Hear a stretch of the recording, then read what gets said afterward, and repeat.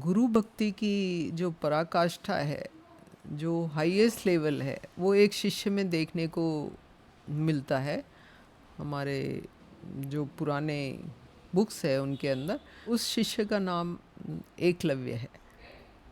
तो एक बार क्या होता है कि जो द्रोणाचार्य गुरु द्रोणाचार्य होते हैं, वो पांडवों के भी गुरु होते हैं और कौरवों के भी गुरु होते हैं, और वो ही इनको दिव्य अस्त्रों शस्त्रों की शिक्षा राजकुमारों को देते हैं, जिसमें पांडुपुत्र सब युधिष्ठिर भीम अर्जुन नकुल सहदेव होते हैं, और दुर्योधन और ये सब लोग भी होते हैं, और द्रोणाचार्य का पुत्र अश्वत्थामा भी होता है।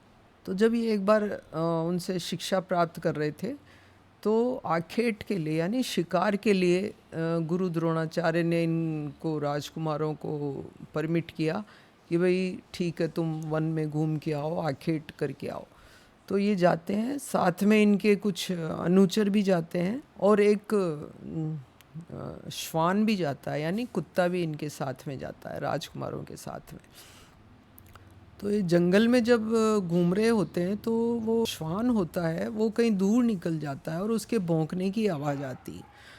तब ये राजकुमार सब उस डायरेक्शन में जाते हैं और देखते हैं, तो इनके आश्चर्य का ठिकाना नहीं रहता है। होता क्या है कि श्वान के मुंह में 7 बाण लगे हुए होते हैं, लेकिन वो उसको कोई घाव नहीं होता है और मुंह से कोई खून भी नहीं आता है। तो बड़ा आश्चर्य करते हैं कि ऐसा कौन धनुर्धर है जो इस तरह के बाण चला सकता है जिससे घाव भी नहीं होता है। तो वो ढूंढते ढूंढते एक धनुर्विद्या सीख रहा होता है।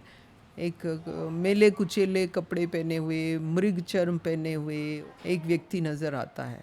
तब सब राजकुमार उसके पास जाते हैं और पूछते हैं कि भाई तुम्हारा परिचय क्या है।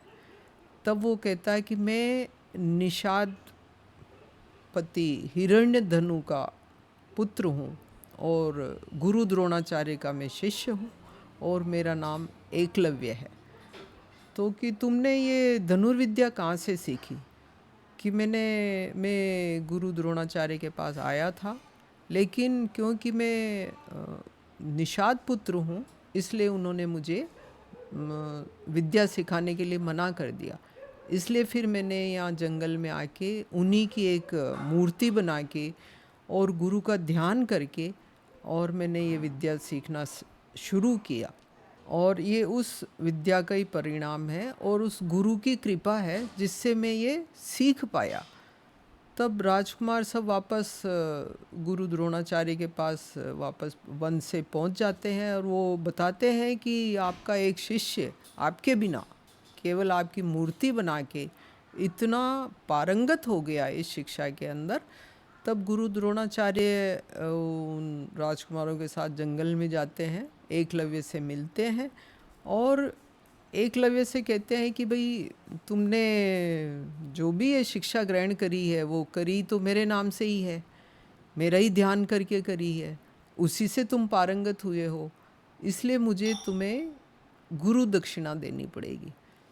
तब एकलव्य कहता है कि हाँ मांगे, आप कोई भी गुरु दक्षिणा मांगेंगे मैं तैयार हूँ।